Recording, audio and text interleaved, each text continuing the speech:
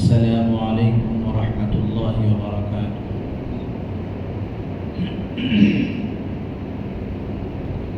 الحمد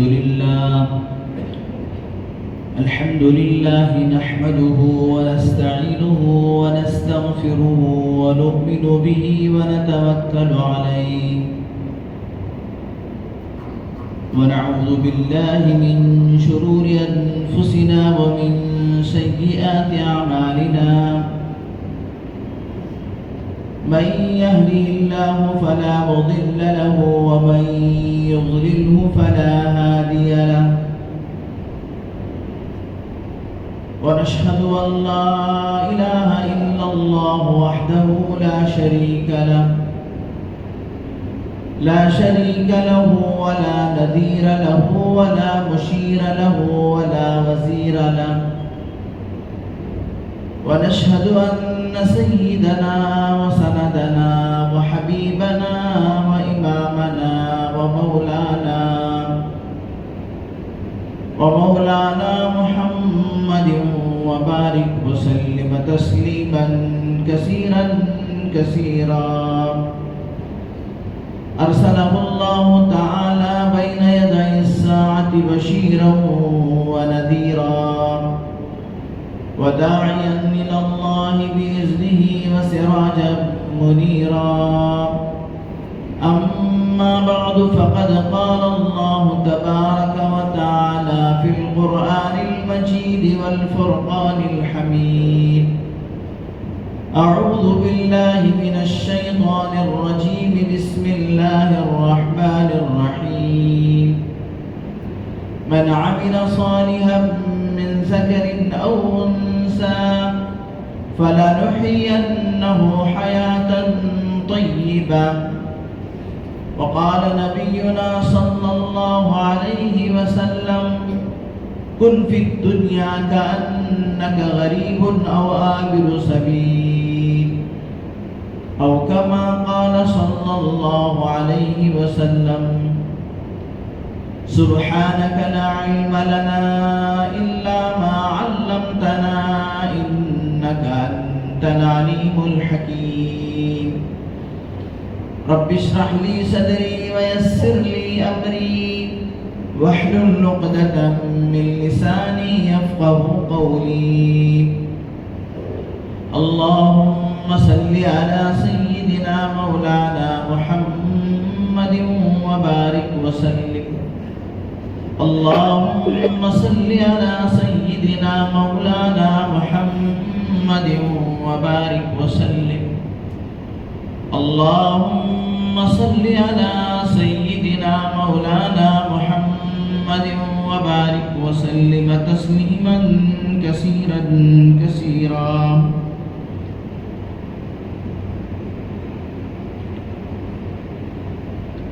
ہر قسم کی تمام تعریفیں، تمام بڑائیاں اور بزرگیاں اللہ جل جلالہ وعظم والہ کے لیے ہیں. لاکھوں لاکھ کروڑا کروڑ انگنت لاتعداد درود و سلام امام الانبیاء خاتم النبیین سید المرسلین رحمت للعالمین تاجدار بطحا محمد عربی محمد مصطفیٰ احمد مجتبیٰ حضرت رسول پاک صلی اللہ علیہ وسلم پر یا رب صلی وسلم دائما ابدا علی حبیبک خیر الخلق کلہم. معزز سامعین کرام، فرزندان اسلام، بہت ہی قابل قدر بزرگوں اور دوستوں،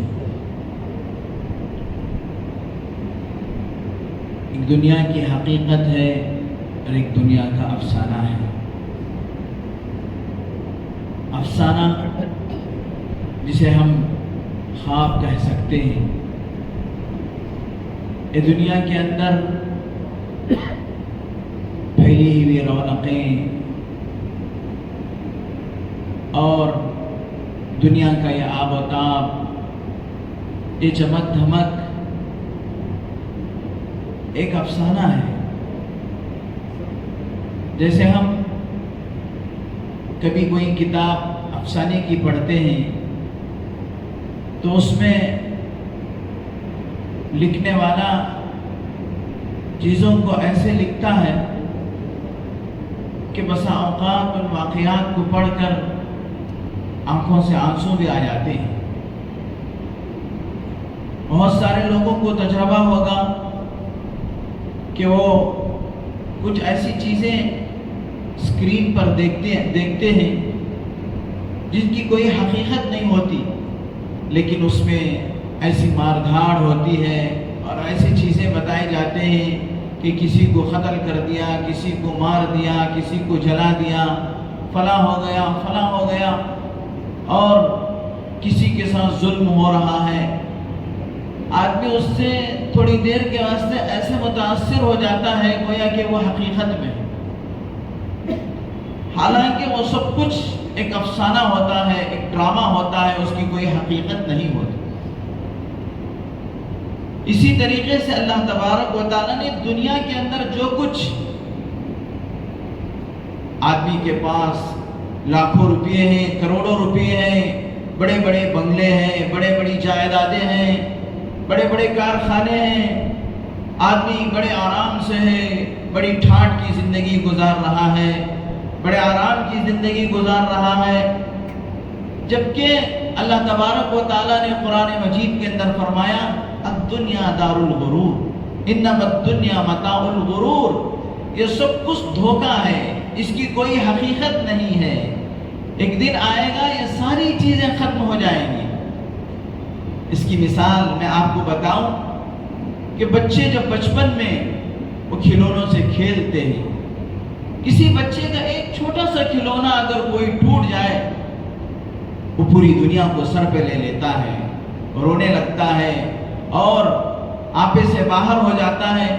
کوئی کسی کا کھلونا اٹھا کر لے چلا جائے تو اتنا پریشان ہوتا ہے، ماں باپ سے گیلا کرتا ہے، اسے کھٹی بول دیتا ہے، اس سے بات چھوڑ دیتا ہے، اسے بات کرنا چھوڑ دیتا ہے۔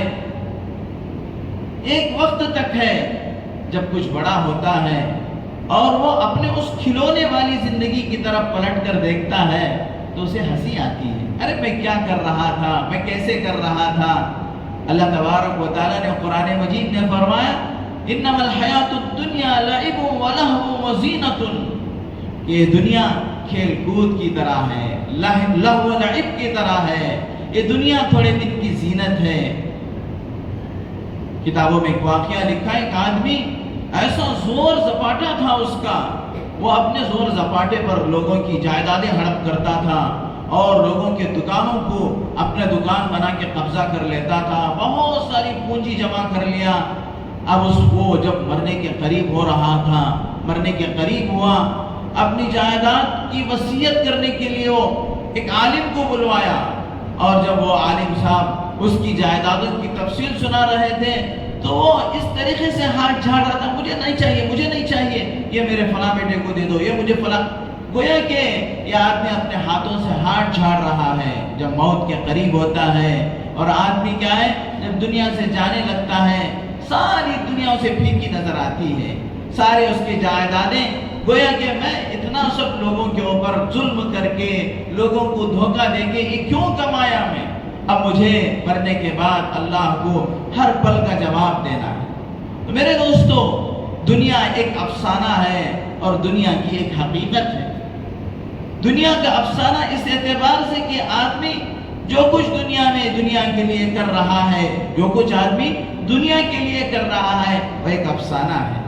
اللہ تبارک و تعالیٰ قرآن مجید کے اندر فرمایا الہاکم التکاثر حتی زرتم المقابر کلا سوف تعلمون ثم کلا سوف تعلمون، کہ مال پہ مال جو جمع کر رہے ہو اور ایک ایک روپیہ ایک ایک پائی جمع کر رکھ رہے ہو، یہاں تک کہ تم دنیا کے پیچھے ایسے پڑ گئے ہو، اور ایک وقت آئے گا کہ تم اس دنیا کو جماتے اس دنیا کو اکٹھا کرتے خبروں تک پہنچ جاؤ گے، اور وہاں جا کر افسوس کرو، وہاں جا کر افسوس کریں گے۔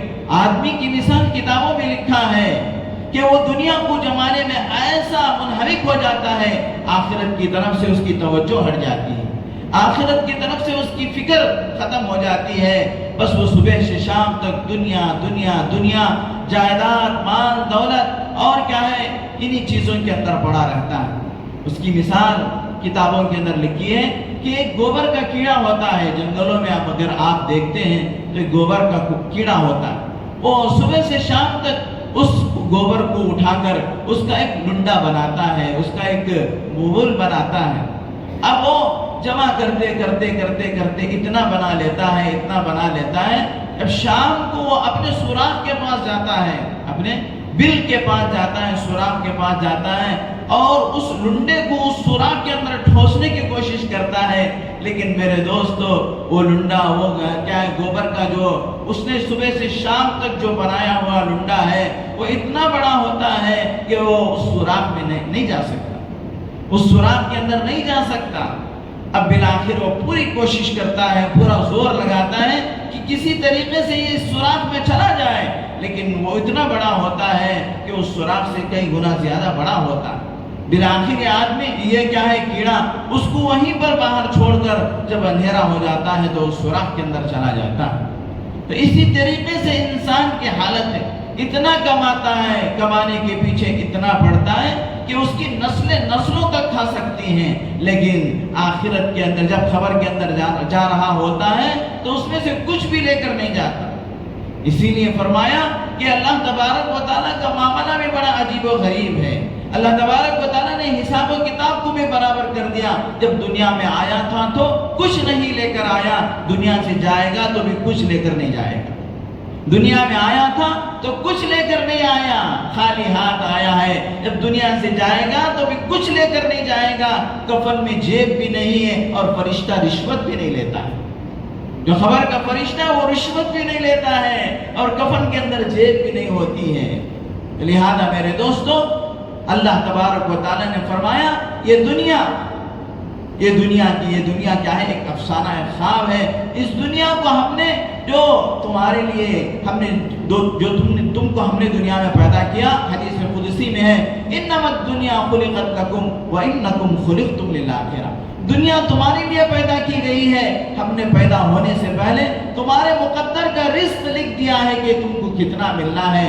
وہ چاہے دنیا کے کسی بھی مقام کے اندر تمہارا رزق پیدا ہوا ہو، مثال کے طور پر کبھی کبھی آپ کیا ہے سیب کھا رہے ہیں، وہ سیب کے پیچھے کون محنت کیا، کشمیر کے اندر سیب بک رہا ہے، اس کے اوپر محنت کرنے والا کون ہے، اسے پانی دینے والا کون ہے، اس کی رکھوالی کرنے والا کون ہے، لیکن بالآخر وہ آ کر آپ کے دانتوں کے بیچ میں دب کر آپ کے پیٹ میں جا رہا ہے۔ یہ اللہ کی قدرت ہے۔ آپ نے ایک کھجور کھا رہے ہیں، وہ کہاں پیدا ہوا؟ وہ عربستان نخلستان کے اندر پیدا ہوا۔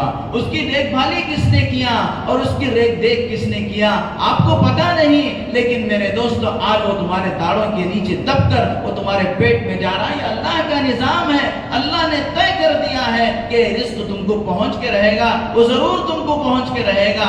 تو اس لیے فرمایا دنیا بقدر مقدر ہے، دین بقدر مشقت ہے۔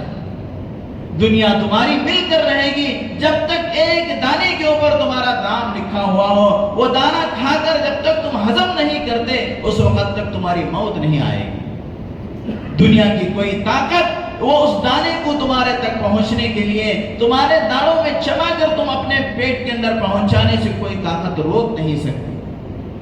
اس لیے فرمایا کہ انما الدنیا خلقت لکم، کہ دنیا تو ہم نے تمہارے لیے پیدا کی ہی ہے، یہ دنیا کی جتنی مقدر کی چیزیں ہیں وہ تم کو مل کر رہیں گے۔ ایک آدمی کا انتقال ہو گیا، رشتہ دار کفن خریدنے کے لیے دکان پر گئے اور جب کفن کا کپڑا اس نے اس تھان کو کھولا تو اس دکاندار سے پوچھا کہ بھائی یہ کپڑا تم نے کب منگوایا تھا، یہ کپڑا تم نے کب منگوایا تھا؟ اس نے کہا کیا بات ہے، پرانا تو نہیں ہو گیا؟ نہیں کوئی بات، یہ نیا ہی ہے۔ اس نے کہا نہیں مجھے بتاؤ تھوڑا کہ یہ کپڑا تم نے کب منگوایا تھا؟ تو اس نے کہا یہ کپڑا میں نے اپنے دکان میں منگوا کر 1 سال ہو گیا۔ مطلب کیا ہے، تمہارا کفن 1 سال پہلے دکان کے اندر آ چکا ہے، 1 سال پہلے تمہارا کفن دکان کے اندر بن کر فیکٹری میں بن کر 1 سال پہلے تمہارا کفن دکان پہ آ چکا ہے، جبکہ کئی مرتبہ تم اس دکان پہ جا کر اپنے بیٹی کی شادی کے جوڑے خرید کر پہنے اور اپنے بھائی کے نکاح کے جوڑے خرید کر پہنے، لیکن تم کو پتہ نہیں انہی کپڑوں میں سے میرا ایک کپڑا کفن کا بھی، انہی کپڑوں میں سے میرا ایک کپڑا کفن کا بھی ہے۔ تو لہذا میرے دوستو، اللہ جل شانہ حدیث قدسی میں فرماتے انما الدنیا خلقت لکم وانکم خلقتم للآخرہ، اور تم کو دنیا تو ہم نے تمہارے لیے پیدا کی ہے، وہ دنیا ضرور تمہارے پاس، ہم آدمی کا رزق آدمی کو ایسے تلاش کر کے آتا ہے جیسے اس کی موت اسے تلاش کر کے آتی ہے، جیسے کہ اس کی موت اسے تلاش کر کے آتی ہے۔ اور فرمایا انما الدنیا خلقت لکم وانکم خلقتم للآخرہ، لیکن تم آخرت کے لیے پیدا کیے گئے ہو، آخرت کی تیاری کے لیے، آخرت کی فکروں کے لیے، آخرت کی جہنم سے بچنے کے لیے، جنت کی نعمتوں کو حاصل کرنے کے لیے۔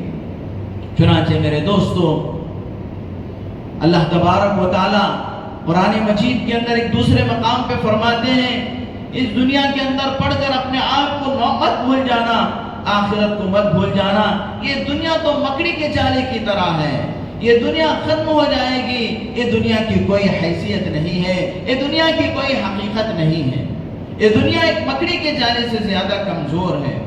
افحسبتم انما خلقناکم عبثا وانکم الینا لا ترجعون، اللہ تعالیٰ قرآن مجید میں فرماتے ہیں کیا تمہارا یہ گمان یہ ہے، افحسبتم انما خلقناکم عبثا، کہ ہم نے جو تم کو پیدا کیا ہے ایسے ہی بیکار یوں ہی اپنی زندگیاں گزارنے کے لیے، جس کے اندر آخرت کی کوئی فکر نہ ہو، جس کے اندر نمازوں کا کوئی شعور نہ ہو، جس کے اندر اللہ اور اللہ کے رسول صلی اللہ علیہ وسلم کی تعلیمات کا کوئی احساس نہ ہو، ایسے زندگی گزارنے کے لیے، ایسے ہی بچے جننے کے لیے، ایسے ہی شادیاں کرنے کے لیے، ایسے ہی کمانے اور کھانے کے لیے ہم نے تم کو پیدا کیا۔ اللہ نے دنیا کے اندر بے شمار مخلوق پیدا کیے ہیں، لیکن اس میں سے چن چھانٹ کر حضرت انسان کو اللہ نے ایک مقام و مرتبہ عطا فرمایا ہے، اور اللہ تبارک و تعالیٰ نے انسان کی زندگی کے مقصد کو کھول کر قرآن مجید میں بیان فرمایا ہے۔ انسان کوئی معمولی نہیں ہے، اس انسان کی وجہ سے اللہ نے اس پوری کائنات کو پیدا کیا ہے۔ یہ سورج ہے، چاند جو اپنے وقت پر نکل رہے ہیں، ڈوب رہے ہیں، یہ انسان کے واسطے، اللہ اپنے بندوں کے واسطے، لیکن بندوں کو اللہ اپنے لیے پیدا کیا۔ افحسبتم انما خلقناکم عبثا وانکم الینا لا ترجعون، اور تمہارا یہ گمان ہے کہ تم ہمارے پاس لوٹ کر نہیں آؤ گے۔ کافر و مشرکین کا ایک عقیدہ ہے کہ مر کے مٹی ہونا ہے، لیکن مسلمان ایسا نہیں ہے۔ منہا خلقناکم وفیہا نعیدکم ومنہا نخرجکم تارۃ اخری، اللہ نے تم کو اس مٹی سے پیدا کیا ہے، پھر اللہ دوبارہ اس مٹی کے اندر تم کو دفنائے گا، اور پھر قیامت کے دن اللہ تبارک و تعالیٰ اسی مٹی سے تم کو اٹھا کر تمہاری زندگی کا حساب لیں گے، ایک ایک لمحے کا حساب اللہ تبارک و تعالیٰ نے۔ اللہ علیم ما فی الصدور ہے، اللہ عالم الغیب ہے، اللہ ہر چیز کو جانتا ہے۔ چنانچہ میرے دوستو، اللہ کے نبی حضرت محمد رسول اللہ صلی اللہ علیہ وسلم ایک مرتبہ ایک سمندر کے کنارے سے جا رہے تھے، آپ علیہ السلام نے اس سمندر کے اندر اپنی انگلی کو ڈالا، اور انگلی کو ڈال کر آپ نے انگلی کو نکالا اور صحابہ سے فرمایا اے میرے صحابہ، جس قدر پانی میری اس انگلی کو لگا ہے وہ دنیا کی زندگی ہے، اور جو کچھ سمندر میں ہے وہ آخرت ہے، جو کچھ سمندر میں ہے وہ آخرت ہے، لہذا آخرت کی تیاری اتنی کرو جتنی وہاں رہنا ہے، دنیا میں اتنا لگو جتنا یہاں رہنا ہے۔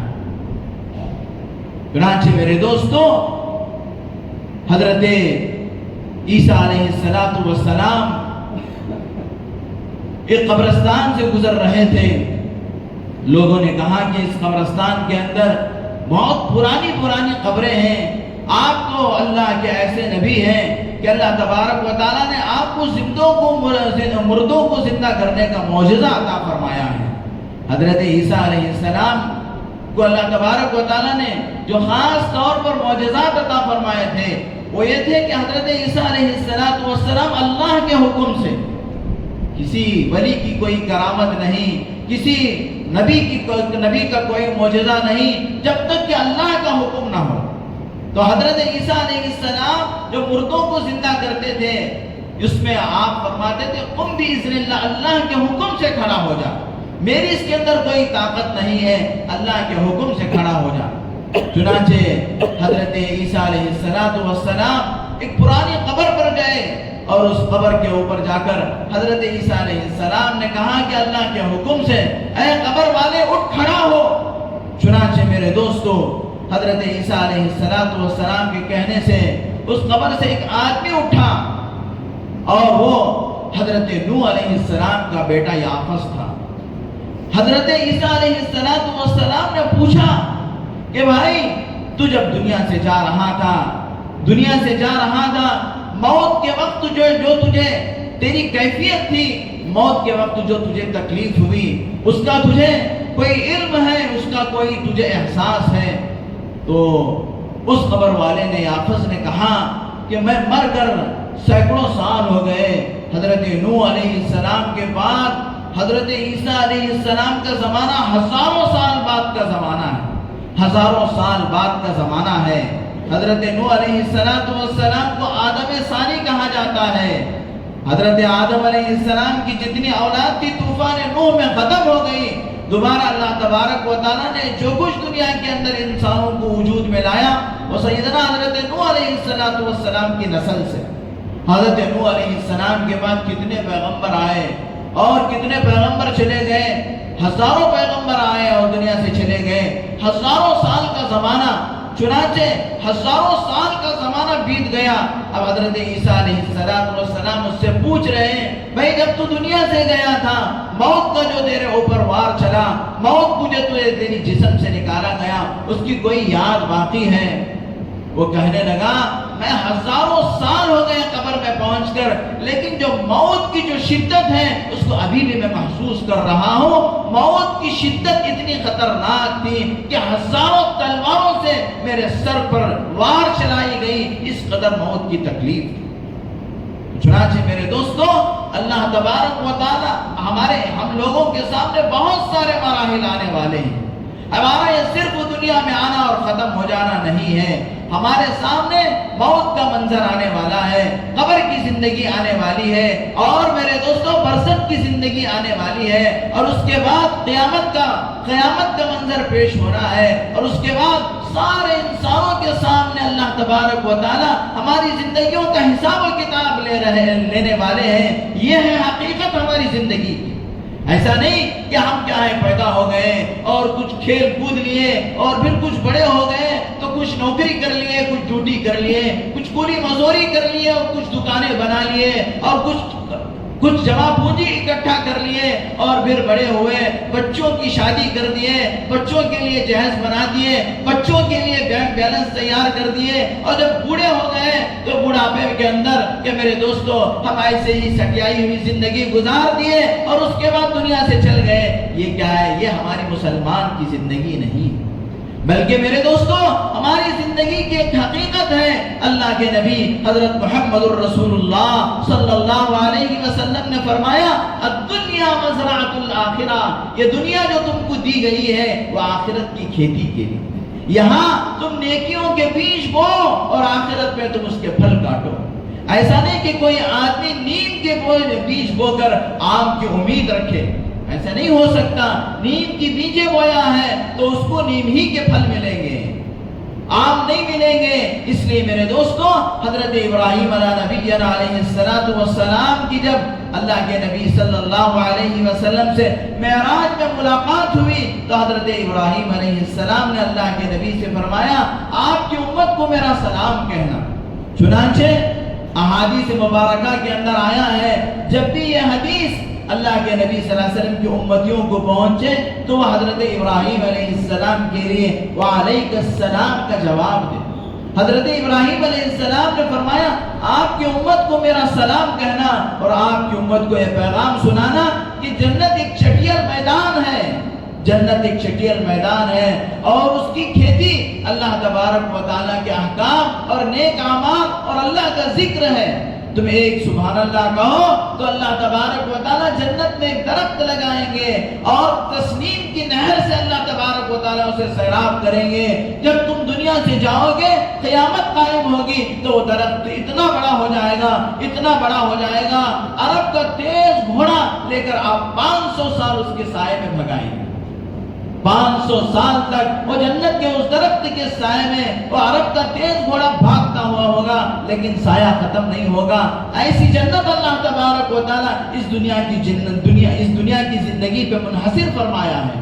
یہ دنیا کی زندگی ہم بہتر بنائیں گے، اس دنیا کی زندگی کو اللہ تبارک و تعالیٰ کے احکام اور نبی پاک صلی اللہ علیہ وسلم کی شریعت مطہرہ کے مطابق گزاریں گے تو پھر میرے دوستو ہماری دنیا کی زندگی بھی بہتر سے بہتر اور آخرت کی ابدی زندگی جو ہے وہ بھی کیا ہے، بہتر سے بہتر گزرے۔ تو اللہ کے نبی صلی اللہ علیہ وسلم نے فرمایا دنیا کی مثال ایسی ہے جیسے سمندر کے اندر انگلی ڈبائے اور اس انگلی کو جو پانی لگے وہ دنیا کی زندگی ہے، اور جو باقی سمندر ہے وہ آخرت کی زندگی ہے۔ اور اللہ کے نبی صلی اللہ علیہ وسلم نے دنیا کی حقیقت کو سمجھانے کے لیے حضرات صحابہ سے ایک مرتبہ فرمایا کہ آپ علیہ السلام اپنے صحابہ کے ساتھ ایک کوڑی پر گزرے، یعنی ایک کچڑے دان پر، جسے جہاں پر کچرا جمع کیا جاتا ہے، کچرا ڈالا جاتا ہے، وہاں سے اللہ کے نبی صلی اللہ علیہ وسلم گزرے تو اس کچڑے کے اندر، اس کوڑی کے اندر ایک چھوٹا سا بکری کا بچہ مرا ہوا پڑا تھا۔ ایک چھوٹا سا بکری کا بچہ مرا ہوا پڑا تھا اور اس کے کان بھی کٹے ہوئے تھے اور وہ ناقص تھا، اس کے کان بھی کٹے ہوئے تھے اور مرا ہوا تھا۔ اللہ کے نبی صلی اللہ علیہ وسلم نے حضرات صحابہ سے پوچھا اے میرے صحابہ کون اس کو خریدے گا؟ صحابہ نے فرمایا اللہ کے رسول یہ مرا ہوا ہے، اس کو کون خریدے گا؟ اگر یہ زندہ بھی ہوتا تو لوگ اس کے خریدنے سے گریز کرتے کیونکہ وہ ناقص ہے، اس کے کان کٹے ہوئے ہیں۔ اللہ کے نبی صلی اللہ علیہ وسلم نے فرمایا دنیا کی مثال اس مرے ہوئے بکری کے بچے سے زیادہ کم ہے۔ یہ دنیا حقیر ہے اور یہ دنیا دھوکے کی چیز ہے۔ اس دنیا میں پڑھ کر آدمی آخرت کا نقصان کرتا ہے تو وہ ہمیشہ کا نقصان ہے۔ حضرت لقمان حکیم بہت بڑے آدمی گزرے ہیں۔ حضرت لقمان حکیم کے بارے میں قرآن مجید کے اندر ایک سورت نازل ہوئی ہے، سورہ لقمان۔ حضرت لقمان ایک حبشی کالے کلوٹے غلام تھے، لیکن حضرت لقمان حکیم کو اللہ تبارک و تعالیٰ نے بہت ساری دانائی اور بہت ساری حکمت عطا فرمایا تھا۔ چنانچہ حضرت لقمان نے اپنے بیٹے کو بہت ساری نصیحتیں کی، بہت سارے انہوں نے اپنے بیٹے کو نصیحتیں اور وصیتیں کی کہ بیٹا یا بنیا اقیم الصلاۃ، اے میرے بیٹے نماز کو قائم کر، اے میرے بیٹے تکبر مت کر، اے میرے بیٹے لوگوں کو حقیر مت سمجھ۔ چنانچہ زندگی میں بہت ساری نصیحتیں حضرت لقمان حکیم نے اپنے بیٹے کو، لیکن جب حضرت لقمان حکیم دنیا سے جا رہے تھے، دنیا سے تشریف فرما رہے تھے، انہوں نے اپنے بیٹے کو 6 وصیتیں کی۔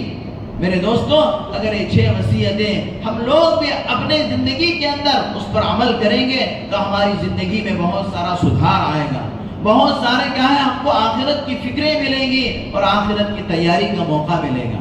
اس میں سے سب سے پہلے لقمان حکیم نے کہا دنیا میں اپنے آپ کو اتنا مشغول کر، دنیا میں اپنے آپ کو اتنا مشغول کر جتنا تجھے دنیا میں رہنا ہے، جتنا تجھے دنیا میں رہنا ہے۔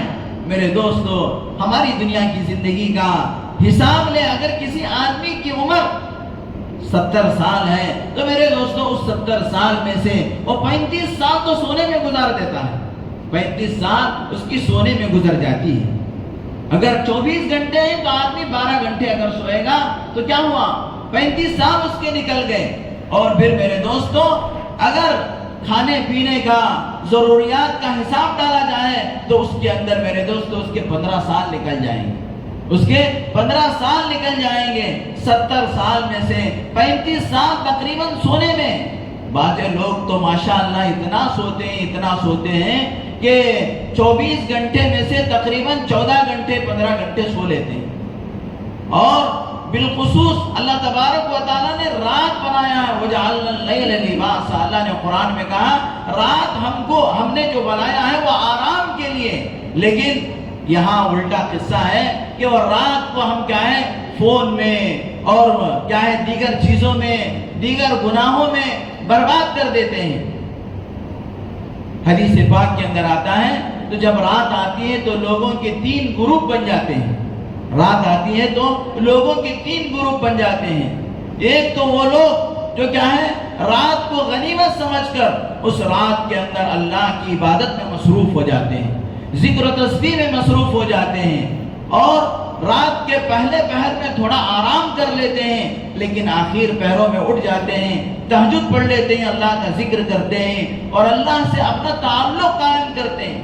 میرے دوستو، رات کا جو آخری پہر ہوتا ہے اس پر اللہ تبارک و تعالی آسمان دنیا پہ تشریف لاتے ہیں، یعنی اللہ تعالیٰ اپنے بندوں کی طرف خاص توجہ فرماتے ہیں، اور اللہ تبارک و تعالیٰ ایک منادی کے ذریعے اعلان کرواتے ہیں، ہے کوئی مجھ سے دعائیں مانگنے والا کہ میں اس کی دعاؤں کو قبول کروں، ہے کوئی مجھ سے روزی مانگنے والا کہ میں اسے روزی عطا کروں۔ چنانچہ ایک گروہ تو کیا ہے اللہ کی عبادت میں مصروف ہو جاتا ہے، اور دوسرا ایک گروہ جو رات کی تاریکی کو غنیمت سمجھ کر اور موقع سمجھ کر وہ برائیوں کے اندر مبتلا ہو جاتے ہیں، چوری ڈکیتی، زناکاری، عیاری اور شراب خوری۔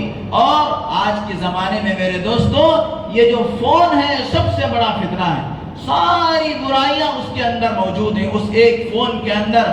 ابھی کیا ہے میرے دوستو، لوگوں سے چھپتے چھپاتے سنیما ہال کو جانے کی ضرورت نہیں ہے۔ پہلے زمانے میں لوگ چھپتے چھپاتے، ڈرتے ڈراتے کیا ہے پتلی گلی سے نکل کر جاتے اور گناہ پوشیدہ طور پر کرتے۔ آج میرے دوستو گھر میں ایک طرف باپ ہوتا ہے، ایک طرف ماں ہوتی ہے، ایک طرف کیا ہے بیوی بچے ہوتے ہیں، اور ایک کونے میں بیٹھ کر گناہوں میں مصروف رہتا ہے، اور ایسے گناہوں میں مصروف رہتا ہے۔ اللہ کی پناہ، اللہ کی حفاظت کہ میرے دوستو آسمان اللہ سے کہتا ہے اے اللہ یہ ایسی بے حیا اور بے شرم چیزوں کو دیکھ رہا ہے، تو اگر اجازت دے تو میں اس پر پھٹ پڑوں، اور زمین کہتی ہے اے اللہ یہ تیرا بندہ ایسی برائیوں میں مبتلا ہے، ایسے بے حیائیوں میں مبتلا ہے، اگر تو اجازت دے تو میں اسے نگل لوں۔ لیکن اللہ تبارک و تعالیٰ کہتے ہیں کہ میں اسے موت تک چھوڑ دیا ہوا ہوں، وہ کب کس وقت توبہ کرے میں اس کی توبہ قبول کروں گا۔ چنانچہ میرے دوستو ایک گروہ تو کیا برائیوں میں لگ جاتا ہے اور بے حیائیوں میں لگ جاتا ہے، اور ایک گروہ جو عشاء کی نماز پڑھ کر اللہ اللہ کہتے ہوئے سو جاتا ہے اور پھر فجر کے لیے اٹھتا ہے، نماز پڑھ لیتا ہے۔ اللہ کے نبی صلی اللہ علیہ وسلم نے فرمایا جو بندہ مومن عشاء کی نماز جماعت کے ساتھ پڑھ لے اسے آدھی رات کا ثواب ملے گا، اور پھر جو فجر کی نماز جماعت کے ساتھ پڑھ لے گویا کہ اسے پوری رات عبادت کا ثواب ملے گا۔ یہ لوگ جو کیا ہے سب سے افضل تو وہ لوگ ہیں جو راتوں کی تنہائی میں اٹھ کر اللہ کی عبادت کرتے ہیں، اور سب سے برے وہ لوگ ہیں جو راتوں کے اندھیرے میں اللہ کی نافرمانیوں میں مبتلا ہوتے ہیں۔ اور یہ لوگ جنہوں نے عشاء کی نماز جماعت سے پڑھی اور پھر فجر کی نماز کے لیے اٹھ گئے تو اللہ تبارک و تعالیٰ ان کو پوری رات عبادت کا ثواب عطا فرماتے ہیں۔ چنانچہ میرے دوستو لقمان حکیم نے اپنے بیٹے کو پہلی نصیحت فرمائی کہ دنیا میں تو اتنا مشغول ہو جتنا تو یہ دنیا میں رہنا ہے۔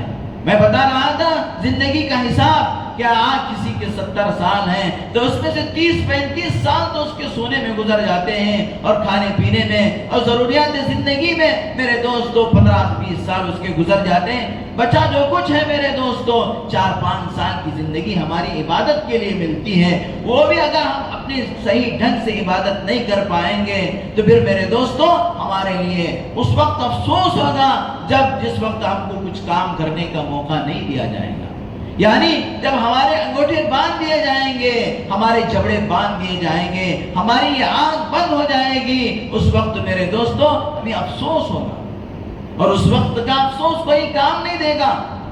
حضرت اسرائیل علیہ السلام سے ایک مرتبہ کسی نے پوچھا، کسی نبی نے پوچھا، کیونکہ دوسرے کسی آدمی کو حضرت اسرائیل سے بات کرنے کی تھوڑی ہمت۔ حضرت اسرائیل کیا کام ہے ان کا؟ وہ جان نکالنے والے ہیں، ان کا نام سنتے ہی بخار آ جاتا ہے۔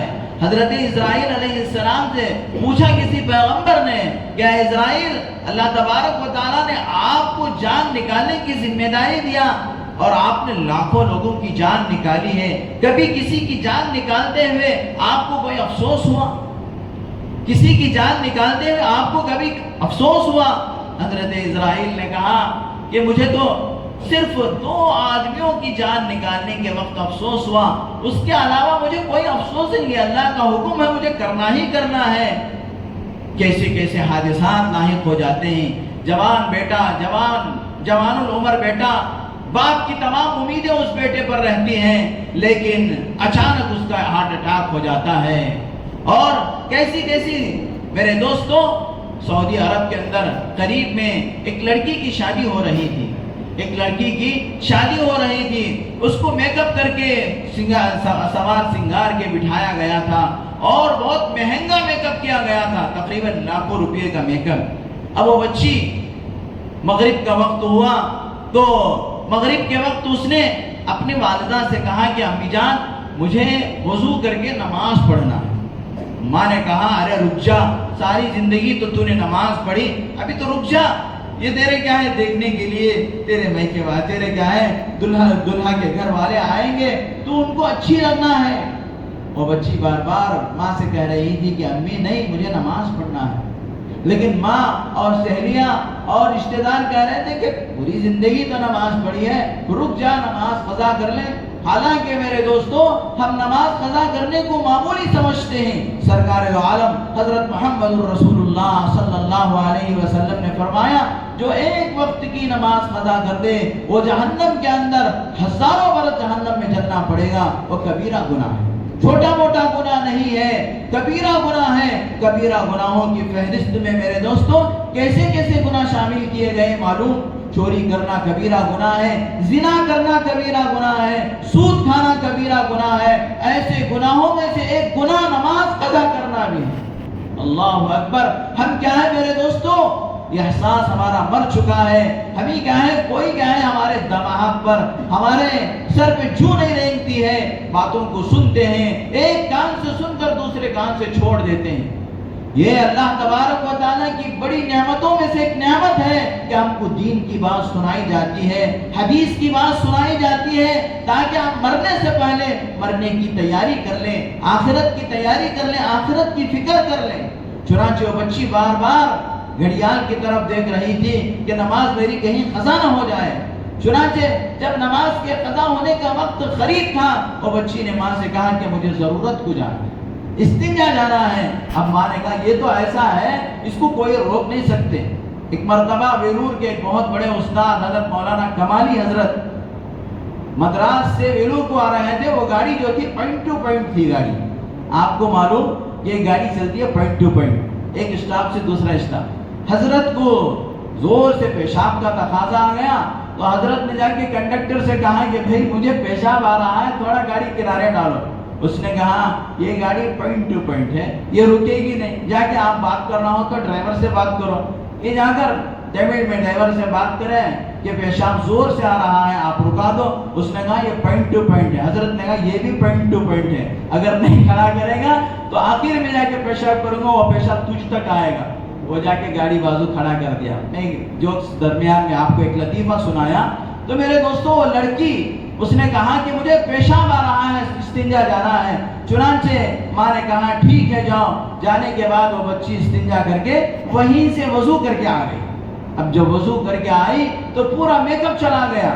اور بچی وضو کر کے آنے کے بعد اسی اسٹیج پہ مصلی بچھا کر مغرب کی 3 رکعت نماز پڑھنے کے لیے نیت باندھی، سجدے میں گئی، روح پرواز ہو گئی۔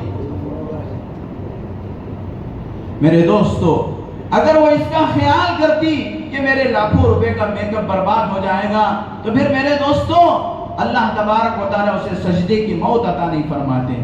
سارے خاندان والے اس کی موت پر رشک کرنے لگے، سارے لوگ رشک کرنے لگے۔ تو حضرت اسرائیل علیہ السلام کو 2 لوگوں کی موت پر بڑا افسوس ہوا۔ انشاءاللہ وہ آئندہ جمعہ سنانے کی کوشش کروں گا۔ اللہ تعالیٰ سے دعا ہے کہ اللہ تبارک و تعالیٰ ہم تمام کو آخرت کی فکر نصیب فرمائیں، نمازوں کی پابندی کی توفیق عطا فرمائیں۔ اللہ کے سامنے کھڑے ہوئے زندگی کا جو جواب دینا ہے، اللہ تعالیٰ ہماری جسم سے جان نکلنے سے پہلے اس کا احساس ہمیں دلا دے، اور اس کی فکروں میں اللہ تعالیٰ تعالی ہم سب کو لگنے کی توفیق عطا فرمائے. آمین. وآخر دعوانا الحمدللہ رب العالمین.